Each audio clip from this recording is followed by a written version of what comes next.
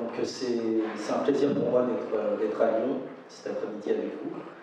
Je regarde souvent ce qui passe un peu sur les réseaux sociaux et parfois j'ai l'impression, je suis même certain que Lyon est vraiment au-dessus de Paris en termes d'activité, en termes de conscience. Il n'y a peut-être pas le même nombre de choses, le même nombre d'événements, mais je trouve ça très important, très intéressant que différentes organisations aient pu nous réunir, Lasconi et moi, ici à Lyon cet après-midi, sachant nos emplois du temps très chargés, sachant aussi l'importance de la question de la crise des Grands Lacs, que moi en fait je vais analyser sous un angle, on va dire, à la fois historique et géopolitique, en y mettant de la longue durée, parce que je crois qu'on est aussi dans un renouvellement générationnel, où les nouvelles générations ont l'impression que tout a débuté récemment, et les plus anciennes pensent que tout a débuté en 93-94, en tout cas au tournant des années 90.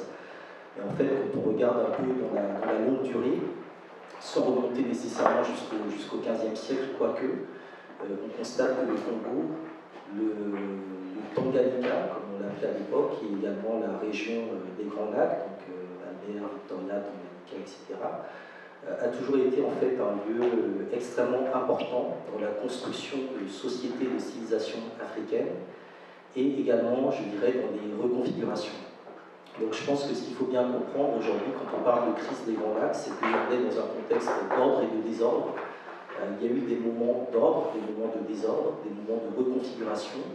Et ce qui est intéressant, c'est de se poser la question de savoir si actuellement on tombe vers une autre forme de reconfiguration au niveau de l'ordre dans les Grands Lacs. Alors il y a un premier ordre qui a été établi, qui est un ordre de domination, qui est un ordre, je dirais, d'ensauvagement, qui est très important à avoir à l'esprit, parce que quand on parle des Grands Lacs, généralement on imagine effectivement des cycles de violence et de tuerie, qui est quand même la conférence de Berlin. C'est-à-dire que l'ordre de Berlin, c'est le premier moment où en 1885, on va faire de cet espace, je dirais, un espace géostratégique extrêmement important, en prenant effectivement comme, je dirais, pôle général le cas du Congo, mais le cas du Congo, comme on verra par la suite, est rattaché à l'ensemble du continent africain. Donc c'est le fait que ce territoire-là, spécifiquement, soit donné, à l'inverse des autres territoires, donc à une personnalité privée, le roi Léopold II. Et je pense que c'est important de rappeler que dans le cas de cette conférence de Berlin, conférence coloniale où l'Afrique est partagée en différents morceaux, on y introduit vraiment ces notions, je dirais, d'expropriation des Africains, de domination et de répression, tant et si bien qu'on parlera très rapidement déjà d'un génocide. Donc pareil, ce concept de génocide, il existait déjà avant 1994 dans cette partie de l'Afrique, et il a été forgé, je dirais, par des formes de conflictualité, par des formes de laboratoire, qui font que, aussi bien dans le cas donc, du Congo de Léopold II que du cas à proximité des Herero, qui est aujourd'hui la Namibie, on a construit des formes de génocide qui s'inscrivaient en fait dans un ensemble géopolitique qui est le centre de l'Afrique, qu'on appelait la Mittel Africa, qui avait été pensée notamment par les Allemands, par les militaires allemands, vraiment dans cette logique de répression, de violence, d'ensauvagement et de culture de la terreur. Donc je crois que c'est un premier élément à comprendre, que la colonisation qui se met en place dans cet espace-là est particulièrement orientée vers des phénomènes de violence. Et quand on parle de génocide, quand on parle de colonisation, on entre précisément déjà dans cette idée de planification. Planification du point de vue des ressources, aussi bien matérielles que humaines, mais également planification du point de vue du traitement de la vie. Et précisément, la problématique, je dirais, éthique de la crise des Grands Lacs, c'est qu'on a l'impression que c'est une crise dans laquelle la vie humaine ne compte plus du tout, en particulier la vie des Africains. Et ça aussi, c'est un point qui est très important. C'est-à-dire que sur les 20 dernières années en Afrique, les zones où il y a le plus de crises ne sont pas les Grands Lacs. C'est plutôt la Corne de l'Afrique. En Corne de l'Afrique, il y a beaucoup plus de crises que dans les Grands Lacs. Pourtant, c'est la région des Grands Lacs qui, du point de vue des crises, a suscité le plus grand nombre, notamment, de morts. Et ça aussi, ça permet, je dirais, de comprendre la manière dont c'est autour des Grands Lacs que la question de la vie, la valeur de la vie, le capital par rapport à la vie, et la manière dont on capitalise l'humain, s'est posée dès cette époque-là de la colonisation. Ensuite, il y aura, je dirais, un certain nombre de périodes qui font que cet ensemble de la Middle Africa et de l'Ost Africa vont être construits géopolitiquement de l'extérieur. Je pense que c'est important de faire ce rappel-là parce qu'on est dans des espaces où, jusque globalement aux années 60, on n'a pas mis des Africains acteurs de la situation dans les Grands Lacs et dans l'Afrique centrale de manière générale. Et dès qu'on va les mettre acteurs de cette situation-là, notamment avec l'indépendance du Congo, la révolution du Togo-Rwanda, on va commencer à construire ce symbole de l'Africain qui tue l'Africain, des Africains qui s'entretuent pour rien. Et donc c'est important de comprendre que tout ça a été, je dirais, planifié auparavant dans le contexte colonial par les Belges, mais également par d'autres puissances, notamment non étatiques. Donc il y aura 3 dates importantes: 1914, donc la Première Guerre mondiale, qui fait justement du Congo déjà le centre des intérêts géostratégiques. On sait que l'Allemagne est rentrée dans la Première Guerre mondiale pour prendre les richesses du Congo. Donc l'espace, quand je dis le Congo, c'est le bassin du Congo, donc c'est tout cet espace-là.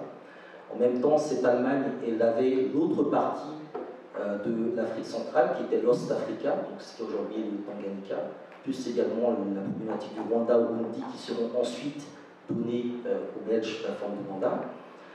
Et 1929, la deuxième date, donc la crise de 29, là l'économie internationale est profondément marquée par la crise, par le krach de Wall Street. Et donc le Congo va être à ce moment-là le paradis des économies concessionnaires. Et étant le paradis des économies concessionnaires, c'est le moment où on commence notamment à manœuvrer justement sur les populations et la main-d'œuvre qu'on fait venir de l'Est pour qu'on transvase de tel ou tel territoire. Donc c'est le moment où on inscrit à travers l'économie mondialisée les migrations et les déplacements de populations qui vont donner naissance donc à des identités soit, je dirais, hybrides, soit totalement reconstruites, puisque les années 20 et 30 sont également des années où l'anthropologie se développe. Et le jeu des anthropologues et des ethnologues en Afrique, c'est que chaque anthropologue doit découvrir, entre guillemets, sa tribu. Et c'est comme ça qu'on construit le mythe d'une centaine, de plusieurs centaines de tribus dans des pays africains, où en réalité, si on se base sur l'élément linguistique, cette notion de tribu ou d'ethnie se réduit énormément. Donc ça aussi, c'est un point, je pense, important, le tournant des années 20-30. Et enfin, la Seconde Guerre mondiale, où là aussi, la question du Congo et l'accès à la zone des Grands Lacs va se poser d'un point de vue géostratégique. Donc c'est toute la question notamment de l'uranium qui se pose à ce moment-là par rapport aux Américains, qui craignent effectivement que les nazis, en remportant la guerre, s'emparent de ces richesses-là et fassent entrer le monde dans une ère nucléaire, dans un contexte qui aurait été défavorable à l'Occident. Donc tout ça pour dire que pendant à peu près 80 ans, on a une gestion déjà par extraversion de l'Afrique centrale et de la zone des Grands Lacs de manière plus générale. Alors que sur place, les sociétés continuent, je dirais, à se développer avec bien évidemment des impacts coloniaux. Donc, dans le cas par exemple de la Belgique, au niveau donc, du Rwanda, ce sera la mise en place d'une domination à partir d'une ethnie construite qui va dominer, on va dire, la majorité de la population sur la base précisément de rapports anthropologiques dont on sait qu'ils n'avaient que pour vocation à diviser les populations. Au niveau du Congo, on est plus dans une situation de prison à ciel ouvert. Au niveau du Tanganyika et même du Burundi, on est déjà dans cette idée qu'on est sur des territoires qui sont matériellement pauvres. Et donc le traitement de ces deux territoires un peu miroirs avec le Rwanda et le Congo que sont le Burundi et la Tanzanie d'aujourd'hui sera toujours un peu différent. La notion de prédation va moins s'appliquer sur le Burundi et sur la Tanzanie que sur le Rwanda et bien évidemment le Congo. Et ça date aussi de cette époque-là, puisque on est dans les années 20, 30, 40, et on sait que des matériaux comme le coltan, par exemple, étaient déjà planifiés, envisagés dès cette époque-là. Et on a des prospections qui étaient faites dès cette époque-là, qui avaient identifié les matériaux stratégiques dont on aurait besoin par la suite. Alors, c'est un élément important parce qu'il permet de comprendre qu'on a donc une diversité d'acteurs dans le cadre de cette construction coloniale des Grands Lacs, les multinationales, qui ne datent pas de l'époque d'aujourd'hui, qui datent déjà de la fin du XIXe siècle, qui vont jouer un rôle très important en termes de répression et de fabrique du mercenariat. On a déjà un mercenariat traditionnel dès le XIXe siècle, et donc les Blackwaters et autres sociétés privées qu'on voit opérer dans la zone des Grands Lacs, en fait, sont, je dirais, les héritières de cette époque-là. Sauf qu'à l'époque du XIXe siècle, elles étaient soi-disant mises en place pour lutter notamment contre le trafic, la présence arabe, etc. On a également donc, des États qui mènent des politiques coloniales, principalement de répression et de contrôle des populations, à travers un allié fidèle qu'on retrouve sur toute cette bande-là, qui est l'Église. Donc l'Église, il y a une longue histoire aussi depuis le 15e, 16e siècle, au Congo, au Burundi, au Rwanda, également en Tanzanie, qui voient en fait ces territoires-là et ces populations comme, je dirais, des populations permissives à l'idéologie, on va dire, religieuse, mais qui, en représailles, vont développer aussi des formes de messianisme qui expliquent qu'aujourd'hui, on ne peut pas aborder la crise des Grands Lacs sans comprendre justement tous les phénomènes politico-religieux qui prennent racine dans un certain nombre d'imaginaires et qui renvoient aussi à une forme de désespérance qui a été conçue du point de vue des populations, du fait de l'abandon des populations par les États et par les pouvoirs centraux. Le dernier point, c'est l'ethnie, c'est-à-dire le regroupement par solidarité ethnique, qui là aussi va être favorisé par la colonisation, en créant donc des sociétés, des fraternités, des amicales, dans lesquelles précisément ces dimensions ethniques vont, je dirais, s'agréger et vont poser ensuite la question au moment des indépendances, et donc au moment où ces États devenus indépendants seront confrontés à des crises identitaires, et la notion de la nation et de l'allégeance à la nation, si on prend notamment le cas particulier des Tutsis. Alors, 45-60, c'est une période de transition, donc les indépendances en 60.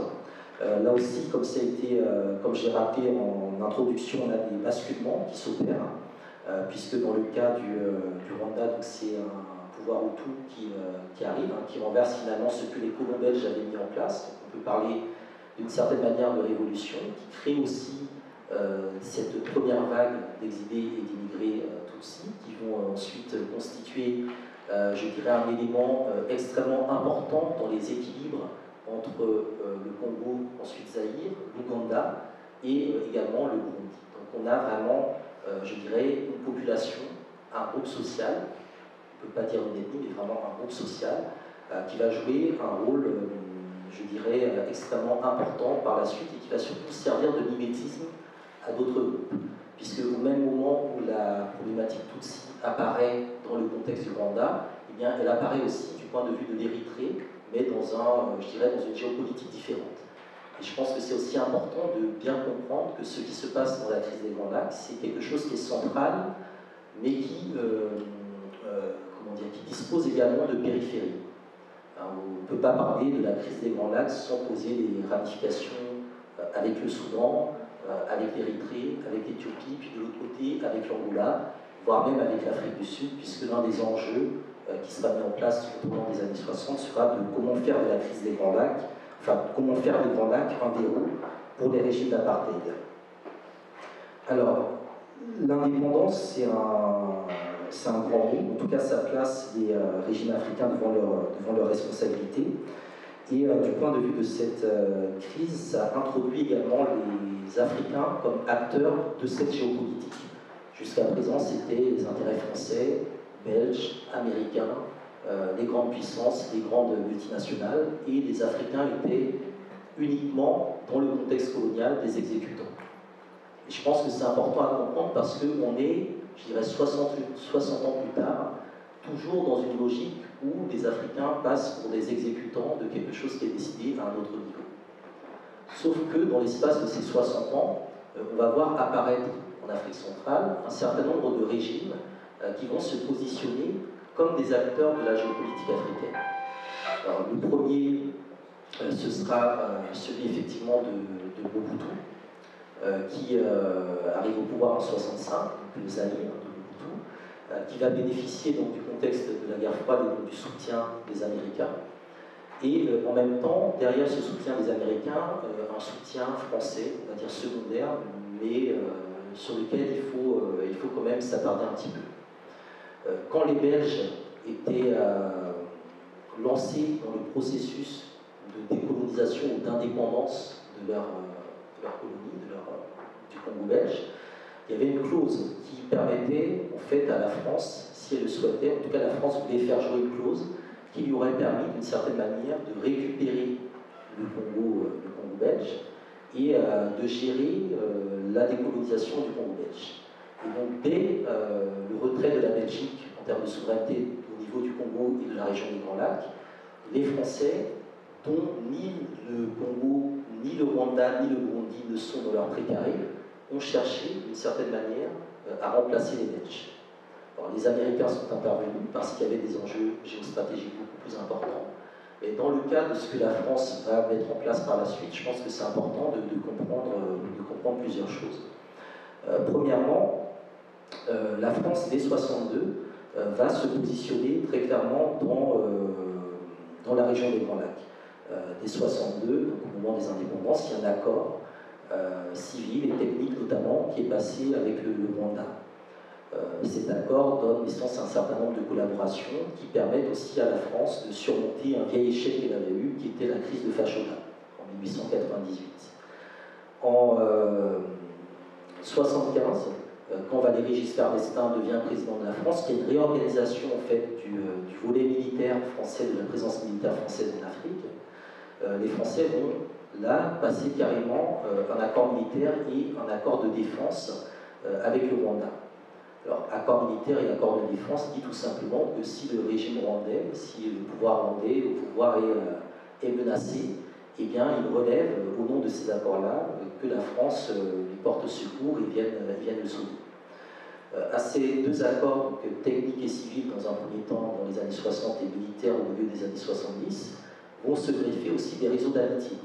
Une amitié très forte, notamment entre François Mitterrand et Habyarimana, entre Mitterrand et Habyarimana, à la fois père et fils. C'est-à-dire qu'on entre aussi dans des logiques de dynastie et dans des rapports, je dirais, patrimoniaux, qui font qu'on met du côté de la France une charge émotionnelle particulière dans la possibilité de peser dans la région des Grands Lacs.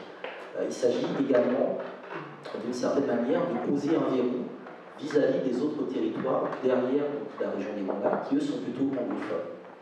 Et ça aussi, c'est un élément qui est très important, je pense, avoir à l'esprit cette rivalité francophone-anglophone, dont l'un des éléments, je dirais, de redistribution, de reconfiguration à l'échelle géopolitique est l'affaire de la francophonie, qui est aujourd'hui présidée par l'ancienne ministre des Affaires étrangères du Rwanda.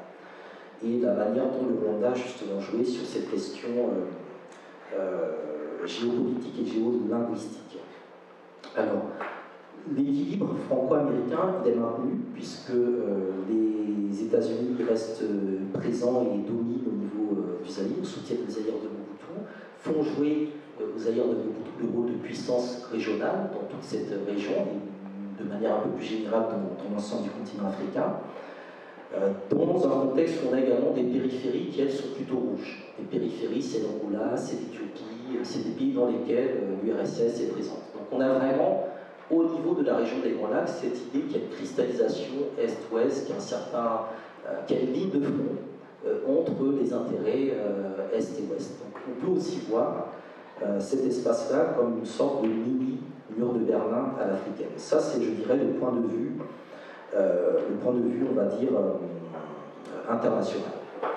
Maintenant, il va y avoir, je dirais, un moment de basculement très important qui va un peu accélérer les choses. C'est en 1986, dans un territoire dont on n'a pas parlé, qui va être très important par la suite, l'Ouganda, quand Museveni prend le pouvoir à la tête d'une armée nationale de résistance. Alors Museveni, c'est quelqu'un sur lequel j'ai travaillé, c'est quelqu'un sur lequel j'ai eu l'occasion d'être relativement proche du point de vue des travaux, puisqu'il a été étudiant à l'université de Dar es Salaam, et donc j'ai pu voir un peu aussi ses travaux d'étudiant, l'entendre, l'écouter, et notamment toucher un peu sa conception de la violence, du rôle de la violence dans le politique, et de la manière dont on construit un pouvoir à partir, je dirais, d'un modèle unipersonnel. Donc Museveni qui, contrairement à ce que beaucoup de gens pensent, n'est pas Tutsi, prend le pouvoir en 86, avec effectivement autour de lui un certain nombre d'officiers, de jeunes officiers, dont certains gèrent la question du renseignement, ce sera le cas de Kagame, qui vont se former autour de lui. Et quand Museveni arrive en 86, on est dans une période où, au niveau du Zaïre, il y a quand même un certain nombre de difficultés.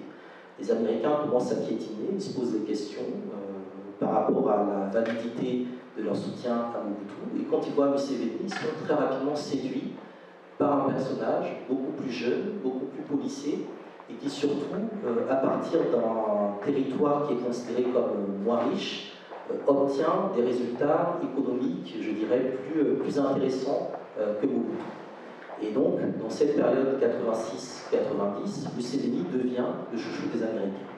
Il le devient d'autant plus qu'il veut s'attaquer au régime de Khartoum, le régime islamiste qui est présent à Khartoum et qui va commencer à soutenir un certain nombre de rébellions au niveau du Sud-Soudan.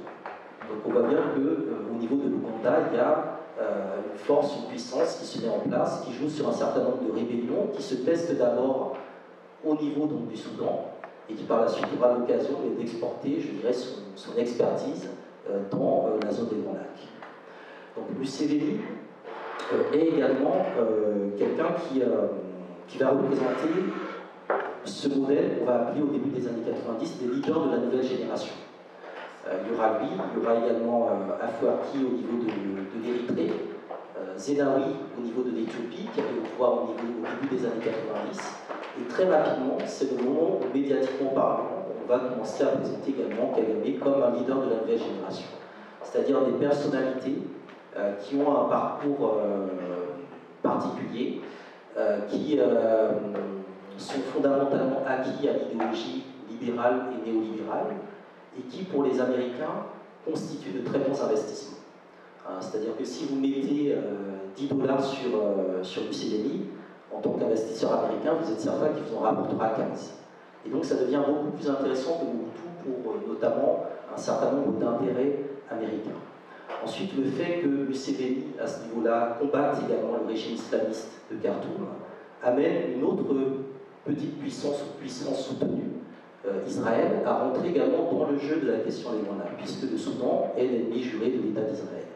Et donc, le lobby sioniste va notamment participer, d'une certaine manière, à la manière dont la politique américaine, au niveau de la région des Grands Lacs, va se réajuster en fonction des intérêts économiques et financiers, en fonction des intérêts géostratégiques. Et donc, c'est la période où les campagnes de communication vont se construire pour commencer d'une certaine manière à discréditer de plus en plus Mobutu et à valoriser de plus en plus Museveni et d'autres leaders qui arrivent comme Afwerki et Zenawi. Le cas d'Afwerki est très important parce que c'est le cas de l'Érythrée qui prend son indépendance vis-à-vis de l'Éthiopie. Et comme vous le savez, en 1963, au moment de la création de l'OUA, on avait voté ce qu'on appelle l'intangibilité des frontières. Et c'est très important de comprendre que dès le départ, dès les années 60, s'était posé par exemple la question de l'unité du Congo.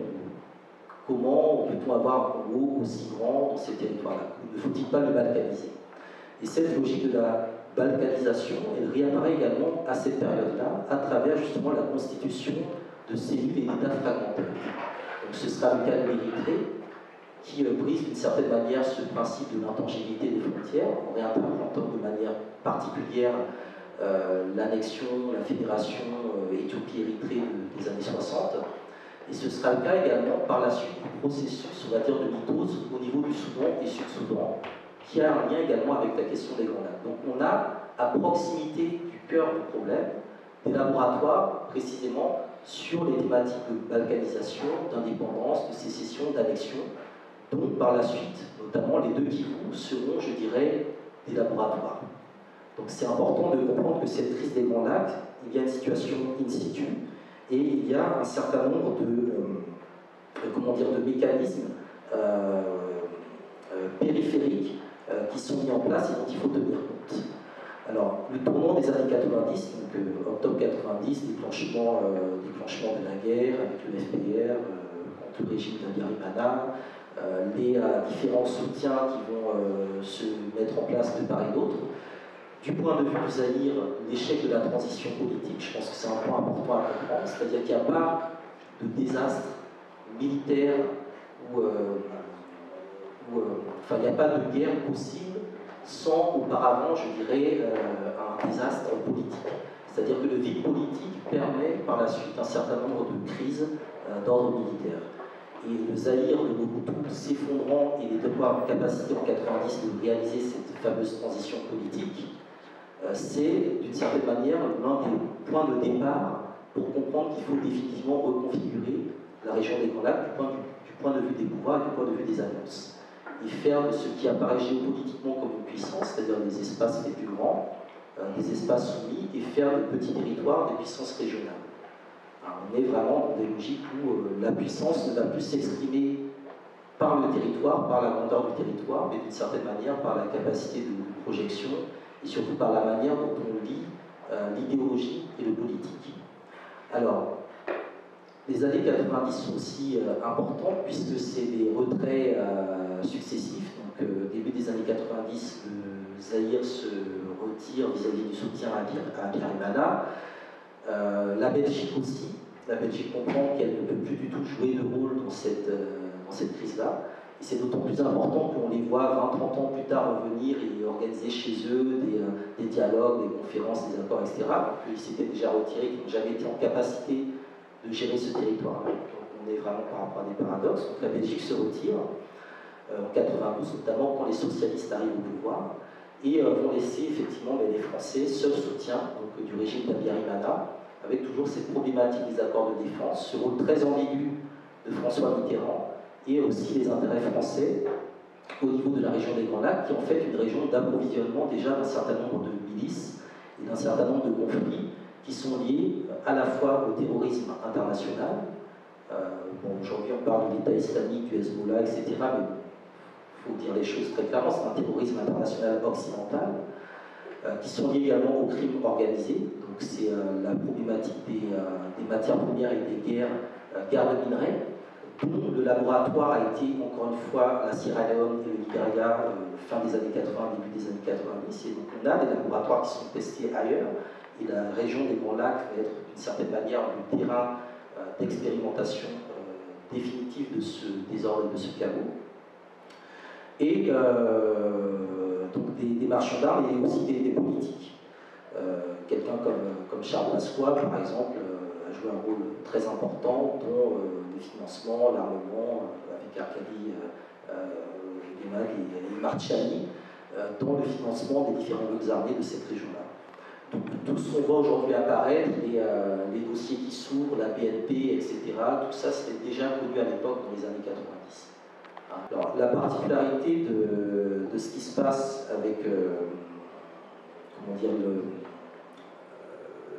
la résistance du régime Abiyarimana par rapport au FPR, c'est aussi lié au fait qu'on est dans un espace qui n'est pas le précaré traditionnel de la France, mais qui est un espace que la France avait d'une certaine manière acquis au-delà justement de ce précaré traditionnel.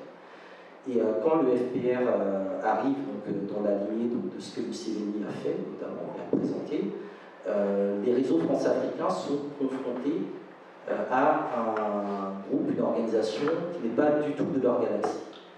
La plupart des dirigeants, la plupart des officiers sont tous anglicisés ou anglophones. Et pour la France, qui en 90 encore, c'est le discours de la Gaule, on appelle les pays africains à se démocratiser, à s'ouvrir, etc., ça devient extrêmement dangereux qu'il y ait un territoire du ce précaré-là qui tombe dans la main d'un mouvement qu'on n'a pas soi-même créé. Et ça, c'est un élément aussi qui explique l'acharnement de la France par rapport à la question de l'ordre. La volonté, surtout, de ne pas faire de cet espace-là un espace qui se libère en dehors du contrôle france-africain. On a donc un certain nombre de télégrammes qui sont mis en place, de télégrammes qui ont circulé à cette époque-là.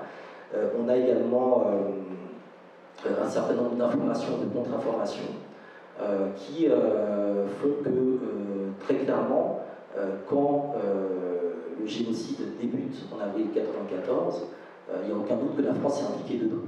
Il n'y a aucun doute que la France est impliquée dedans. Reste à savoir à quelle échelle. Alors, il faut savoir que l'un des jeux de la France, d'une part, sera constamment, dans les premiers mois, du point de vue de la communication médiatique, notamment tournée vers les autres régimes africains. Je pense que c'est important de souligner ce point-là, parce que très souvent, on regarde ça tourné, on va dire, vers l'opinion internationale, les Nations Unies, etc. La communication de la France par rapport au génocide Tutsi à cette époque-là, c'était de dire que premièrement, ça n'était qu'une guerre civile, donc masquer déjà l'ampleur de ce qui s'y passait, et deuxièmement, c'était très rapidement le cas quand ce concept, cette idée de guerre civile n'était plus tenable, et ça c'est François Mitterrand qui l'a quand même soulevé, c'était d'évoquer la thématique, le concept du double génocide. Ça aussi, je pense que c'est un point très important, peut-être qui divise beaucoup de gens dans la communauté, mais ce concept du double génocide, il a été construit, forgé par, je dirais, la communication française, par François Mitterrand. C'est un sommet franco-africain à Biarritz, où il évoque donc, le fait qu'on est face tout simplement à un double génocide, à la fois pour nier le génocide et en même temps pour faire croire que ce sont des choses qui arrivent constamment en Afrique. Et on sait très clairement que l'opération turquoise, qui s'est mise en place grosso modo entre le début juin et l'été 1994, donc la présence française sur place, avait principalement pour vocation effectivement de soutenir le régime avec lequel on était lié par des accords de défense et d'une certaine manière de faire en sorte que le conflit dégénère le plus possible. C'était retarder effectivement la victoire du FPR, la victoire sur le terrain, sachant que de l'autre côté, on avait des alliés qui étaient beaucoup plus puissants. Donc ça, je pense que c'est un point important. Je n'entrerai pas dans les thématiques précises. On pourrait y revenir sur les questions autour du génocide, autour également des différentes responsabilités et également de la manière dont ça va être instrumentalisé de part et d'autre ou pas. Mais ce qu'il faut comprendre, c'est qu'à partir de ce moment-là, on voit apparaître dans la région des Grands Lacs une véritable économie de guerre et de prédation qui va s'appuyer sur la captation donc, du foncier, également la captation des ressources alimentaires. Donc c'est le moment où on construit également la crise des Grands Lacs, non plus tellement comme une crise politique, voire militaire, mais vraiment comme quelque chose de purement humanitaire. C'est-à-dire que d'une certaine manière, on dépolitise le conflit en le présentant comme quelque chose d'humanitaire, comme quelque chose de purement larmoyant. Et ça aussi, je pense que c'est une lecture dont nous devons absolument sortir. On est sur une crise politique qui s'inscrit dans un cadre géopolitique de recomposition des périphéries, aussi bien la Corne de l'Afrique que les autres parties de l'Afrique centrale. On est également dans une période, je dirais, de confrontation effectivement franco-américaine, puisque à ce moment-là, les services français qui sont plutôt basés à Bangui du point de vue de la communication vont régulièrement connaître des déplacements, je dirais, des génocidaires et les zones de conflit. Donc on a déjà une technologie qui permet de prévenir et d'anticiper un certain nombre de massacres, comme on l'a également aujourd'hui, et qui n'est pas mise en avant.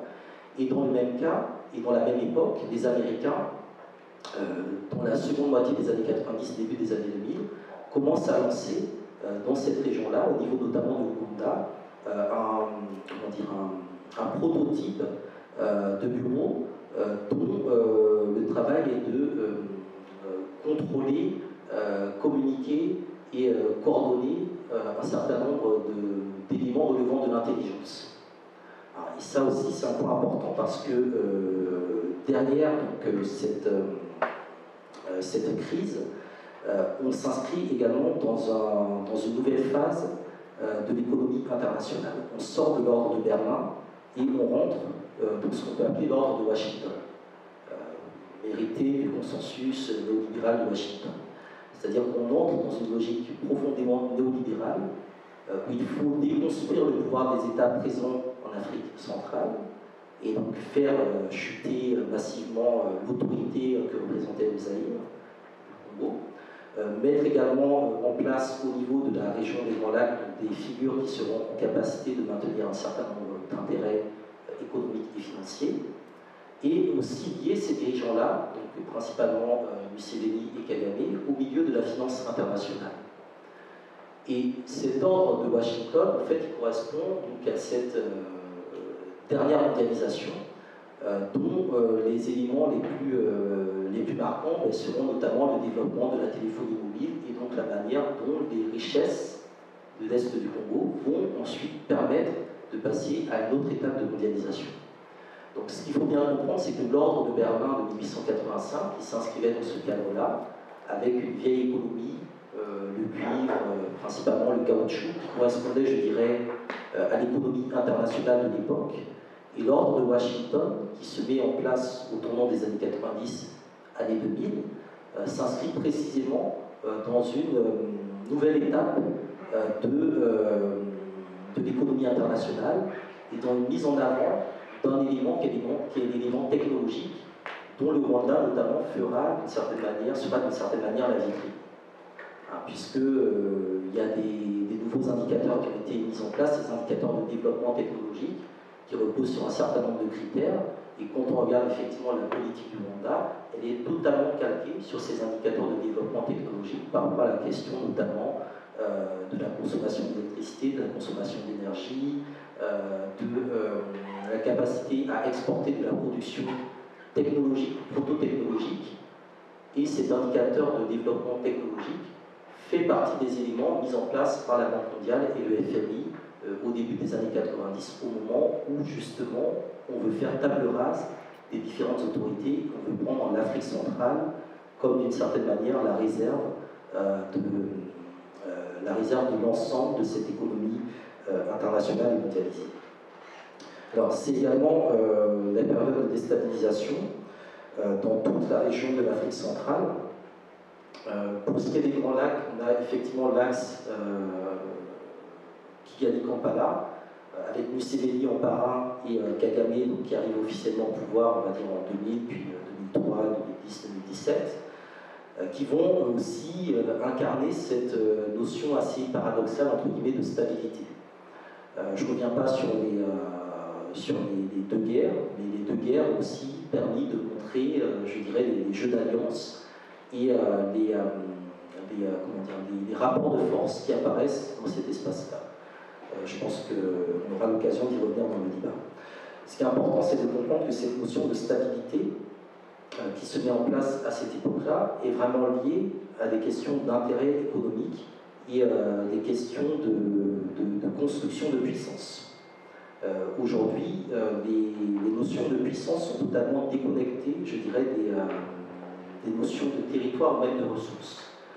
La puissance, c'est la capacité à projeter de l'idéologie, c'est la capacité d'une certaine manière à communiquer.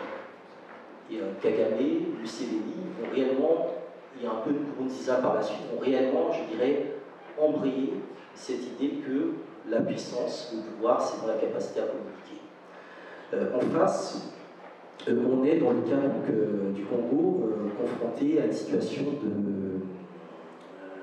démantèlement total de l'État, premièrement, donc la question de la sécurité qui se pose, de démantèlement également de l'ordre économique et social. Donc c'est des périodes de récession, de crise économique, de difficultés profondes, de paupérisation des masses. Je pense que cette notion de paupérisation des masses, elle est très importante. Et également des moments où, en lien donc, avec les déplacements qui ont lieu sur place, les réfugiés, la crise des réfugiés, apparaît également un autre élément qui concerne en partie, c'est la problématique de la diaspora. La diaspora congolaise des années 90, qui va être différente de celle des années 60-70, et qui va, d'une certaine manière, reprendre différemment les combats par rapport au territoire d'origine dans des contextes différents. Et je pense que cet élément également de la diaspora, ou du rôle des diasporas, qui apparaissent dans les années 90 et qui se développent dans les années 2000, extrêmement important pour comprendre comment la crise des Grands Lacs va par la suite avoir des ramifications du point de vue des politiques étrangères et surtout des politiques internationales. Alors, donc l'axe Museveni-Kagame, donc qui va être en fait un axe de déstabilisation, donc le soutien à différentes milices, à différentes troupes et groupes rebelles, donc le MLC de Bemba, Kunda avec le CNDP, etc. Je ne reviens pas sur les différents groupes et milices qui vont jouer un rôle important dans la déstabilisation de la RDC. Ce sera également un poids sur la politique au niveau donc, du Burundi, Les relations entre le Rwanda et le Burundi ont toujours été ambivalentes et évoluantes. Et je pense que là aussi, il y a une actualité qui est assez intéressante. Et enfin, le dernier territoire, touché principalement par le mandat par Museveni, ce sera le Soudan, avec le lien donc, avec notamment la PLS et la manière dont le mandat va vraiment jouer un rôle tampon à cette époque-là et faire vraiment, je dirais, de la crise des Grands Lacs un sanctuaire chrysogène. C'est-à-dire que d'une certaine manière, le rôle de l'Ouganda, le rôle, je dirais même du Rwanda, ou même d'une certaine manière, de manière complice du Congo, ce sera de faire qu'on reste dans une situation chrysogène. Et que pour y rester dans cette situation chrysogène, il faut être en capacité, d'une part, d'exporter la crise vers les périphéries et de bloquer d'autres acteurs qui voudraient rentrer dans le jeu de la crise des Grands Lacs. Alors, il y a des acteurs qui ont voulu y rentrer. Par exemple, Kadhafi, à un moment, a voulu jouer un rôle dans la crise des Grands Lacs. Parce que Kadhafi avait déjà comme visé le Tchad comme marchepied, mais la finalité de Kadhafi, c'était effectivement de s'intéresser également au Congo, notamment aux ressources à l'est du pays. Le Congo, la Centrafrique. Tout ça dans un projet qui était un projet, très clairement, un projet de nucléaire. C'était vraiment utiliser les ressources de ce territoire-là, l'est de la RDC, la Centrafrique, pour nourrir un vrai projet nucléaire. Il y aura d'autres acteurs donc, qui vont être également, d'une certaine manière, écartés, on va dire, du jeu au niveau des Grands Lacs. Et Museveni et Kagame donc, sont toujours présents, ont eu une capacité, je dirais, à se renouveler, à également construire autour d'eux un mythe, donc c'est ce fameux mythe de l'homme fort, l'homme providentiel, et surtout à rester en bon terme suffisamment longtemps avec leurs parents. Et ça aussi, je pense que c'est un rôle important de comprendre que on n'est pas... c'est important de comprendre que quand on pose les questions du Rwanda et du Congo, il faut quand même voir qui sont derrière les différents acteurs de ces crises-là. C'est aussi important de comprendre que la problématique que posent le Rwanda et le Congo, c'est à la fois une problématique de renaissance, de réconciliation, de réparation et de reconstruction. Donc c'est quelque chose qui est suffisamment lourd et solide. Et ces concepts de renaissance, de réparation, de reconstruction, de réconciliation, c'est précisément des concepts qui sont propres au panafricanisme. Tant et si bien que quand Laurent Désiré Kabila avait été soutenu par les Rwandais et les Ougandais, donc pour renverser le bouton, on a dans les archives des discussions téléphoniques qu'il a avec Museveni dans la deuxième moitié des années 90, un peu avant son assassinat, où il parle très clairement, à partir du Rwanda et de l'Ouganda, de créer les États-Unis d'Afrique. On a les documents, on a les archives, on parle au téléphone, les retranscriptions, les verbatims. Et ça aussi, c'est un élément qui est très intéressant, qui est à prendre en compte, je dirais, dans la manière dont il a été éliminé, ce qu'il représentait en termes de projet, de projection, d'annonce et de retournement d'annonce. Alors, quand Joseph Kabila est installé à sa place, on entre, je dirais, dans un système de tutelle qui va être mis en place sur le Congo, de tutelle et de parrainage, qui va également transformer, selon moi, la classe politique congolaise, non plus en homme d'État, mais en simple fonctionnaire politique. C'est-à-dire qu'il y a une impuissance, une incapacité réelle de la classe politique congolaise, dès cette époque-là, à peser sur les rapports de force et à peser également sur les parrains qui, d'une certaine manière, font jouer à la fois au Congo et au Rwanda, mais également à l'Ouganda, des rôles contre nature. Donc là, la responsabilité de la classe politique congolaise, on va la voir se développer, et des autres classes politiques africaines, tout au long des années 2000-2010, à travers un certain nombre d'accords, de dialogues, d'appels à la réconciliation, etc. Alors aujourd'hui, il y a pas mal de points sur lesquels j'aurais voulu rentrer plus en détail, mais je pense qu'on aura l'occasion d'en parler par la suite. Aujourd'hui, sur la question de la crise des Grands Lacs, on a donc une crise qui est endémique, permanente et constante depuis 20-30 ans, avec ce qui se passe notamment à l'est de la RDC, donc les guerres de prédation, les massacres, les viols extrêmement importants et extrêmement graves, également le désintérêt des autorités ou l'impuissance des autorités vis-à-vis de ce qui se passe à ce niveau-là. On a également une incapacité à penser les questions de santé, d'éducation et de finances. Aujourd'hui, la grande urgence humanitaire reste encore, par exemple, le cas d'Ebola. Donc ça montre à quel point il y a une incapacité, je dirais, à surmonter des obstacles qui sont mis en place en tout cas qui se développent du fait de l'incapacité de l'État congolais et des autres États de l'ensemble de la région, puisque l'État congolais est inscrit en fait dans des dans des formes de coopération avec l'ensemble des autres États de l'Afrique centrale. Donc il y a une incapacité à prendre en main de manière collective ces problématiques-là. Et la question de la crise des Grands Lacs pose de manière circonstanciée et précise la question du Congo. Alors pourquoi le Congo est si important? Pour une raison toute simple, parce que du point de vue de la projection panafricaniste, Nkrumah, comme Lumumba, comme Fanon, pour lequel Stella Gachet ont toujours compris que ce territoire-là était fondamental pour l'Afrique. Ce que je veux dire par là, je pense que c'est très important à comprendre, c'est que la Guinée-Conakry peut être le meilleur État du monde, le meilleur État d'Afrique. Le Sénégal, le Rwanda peut être le plus beau pays d'Afrique. Il peut se mettre debout, il n'y a pas de problème.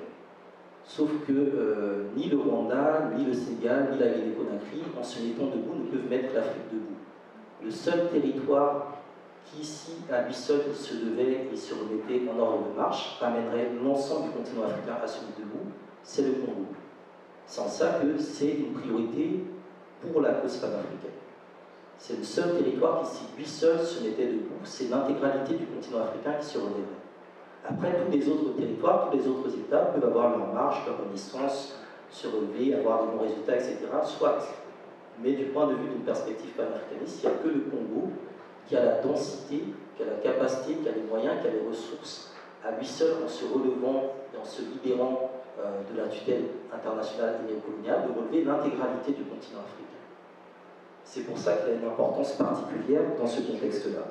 Ensuite, c'est le Congo qui est l'élément de définition à l'échelle globale de la négrophobie et de la valeur de la vie humaine. Donc ça renvoie précisément à l'invisibilité des massacres et des crimes qui ont lieu sur ce territoire-là. Ensuite, on a également autour de ce territoire-là tout un contexte international qui montre que tout est assis sur le Congo. Par exemple, ce qu'on appelle la communauté dite internationale, son champ d'application, c'est le Congo. L'ONU, première mission au Congo, et depuis cette époque-là, on a vu les désastres que ça a fait.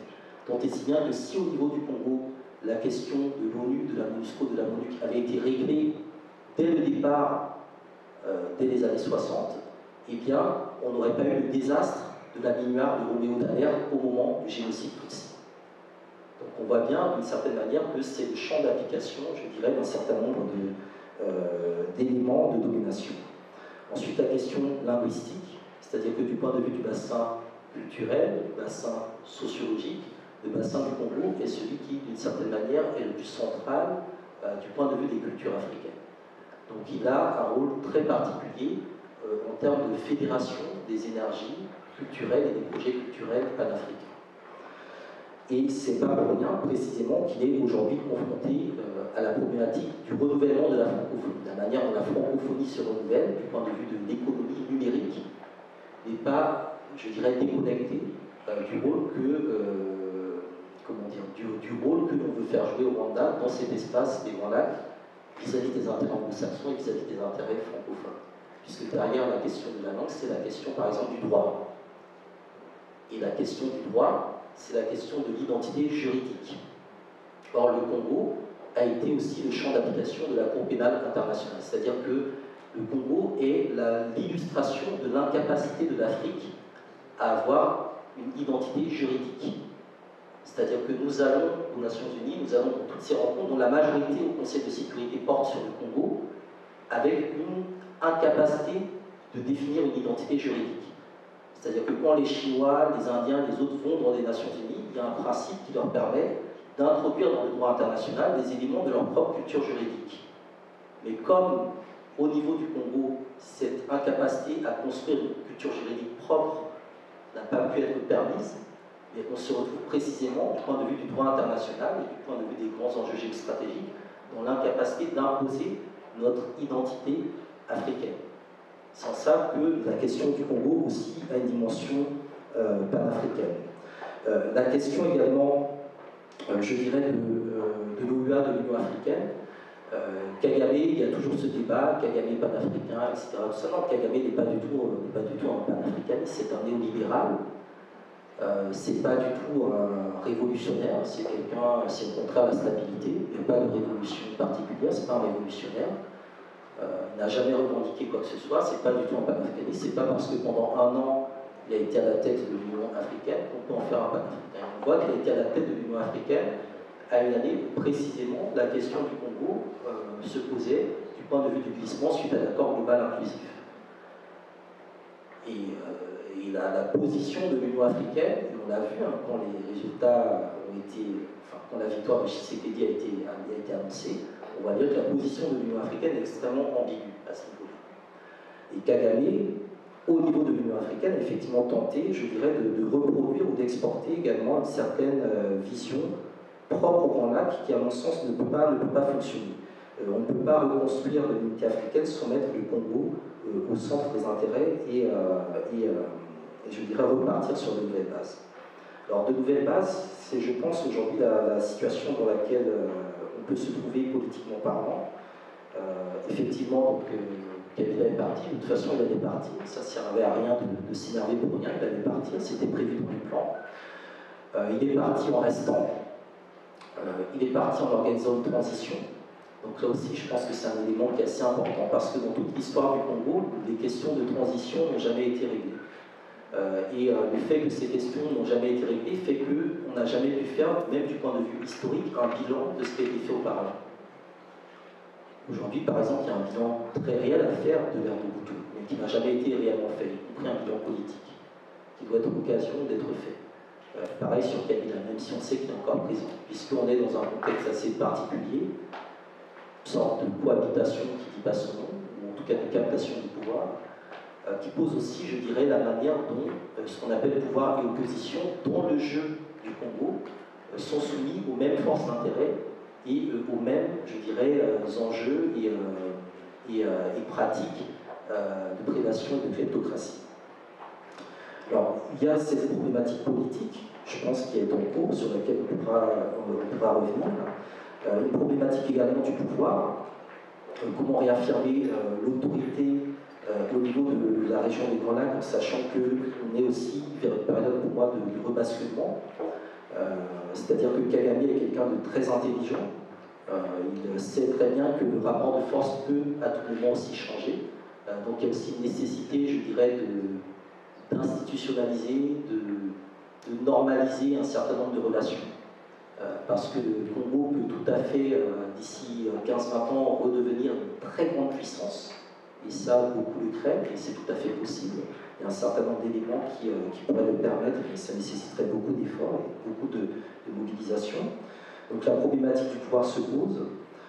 La problématique également, je dirais, des réparations globales se pose, puisqu'on est dans un contexte d'impunité et de dissociation entre les classes politiques, les pouvoirs, qui préfèrent construire leur légitimité sur des accords politiques plutôt que de la construire en fait sur la mobilisation des populations. Et ça aussi, je pense que c'est un élément sur lequel il faudra réfléchir parce que trop souvent, malheureusement, la politique en Afrique se résume à des accords. Elle ne se résume plus tellement à une capacité à mobiliser les populations par rapport à un projet, mais uniquement par rapport à des accords qui sont basés précisément sur des programmes. C'est-à-dire que les choses sont déjà écrites. Les choses sont déjà écrites. On est sur des programmes. C'est comme si on vous amène le menu et rien de ce qui est en dehors du menu ne vous est possible de prendre. Or, précisément, le projet d'une révolution, enfin, le projet panafricain, en termes de projet, c'est précisément une recette. C'est-à-dire comment, à partir d'une période qui est quand même une période de transition, qui ouvre des opportunités. On peut repenser ce qu'on va mettre au menu, mais avec nos propres ingrédients.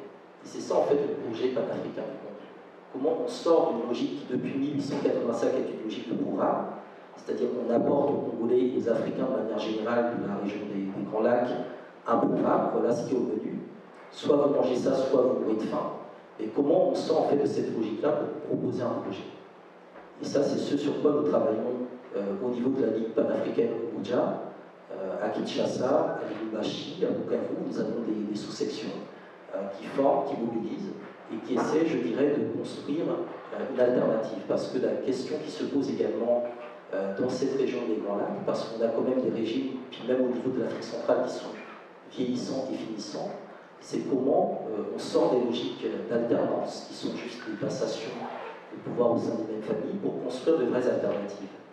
Alors je ne dis pas qu'il n'en existe pas déjà dans le paysage des Grands Lacs, un certain nombre d'opposants, en Ouganda, quelqu'un comme Bobi Wine, musicien très célèbre et député, il y a des personnalités qui sont présentes, il y a du talent, il y a des individus, mais comment précisément on recrée des collectifs.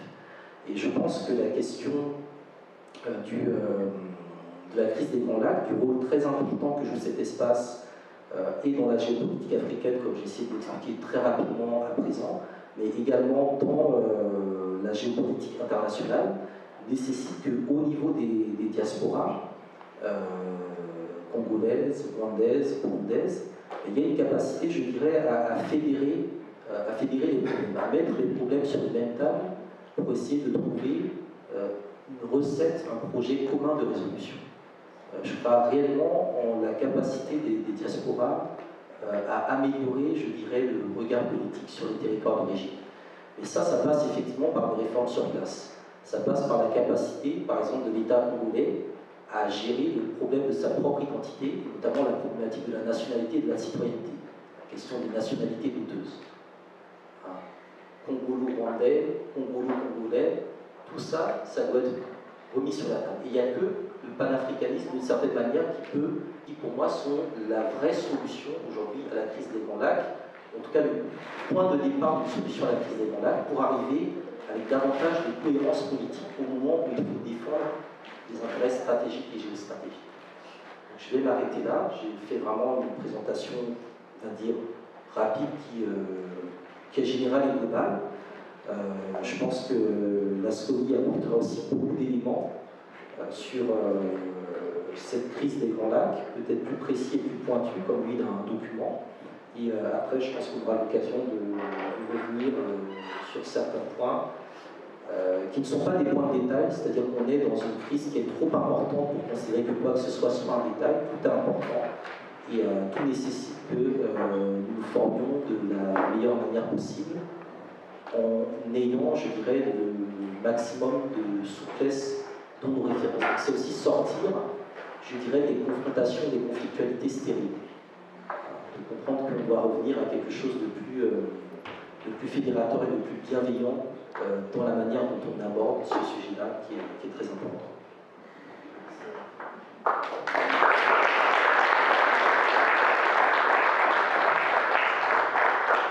Merci Hamza Boukari.